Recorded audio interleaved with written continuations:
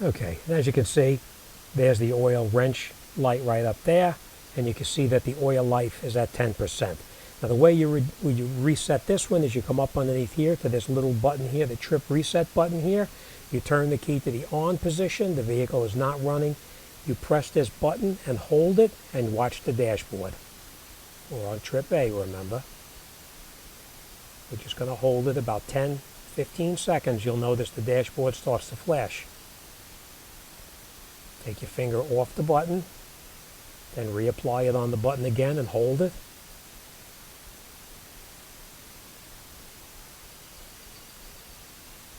And it resets to 100%. Now when you start the vehicle up,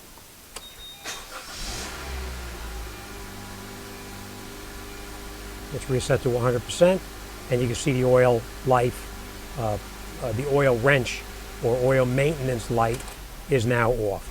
Okay, again, I'm going to show you one more time. We press this button in on here, press it and hold it,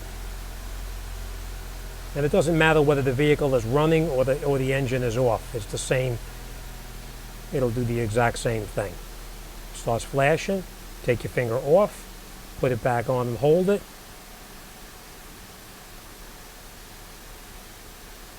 And it resets to 100%. All right, as always, thanks for watching, and I'll see you on the next one.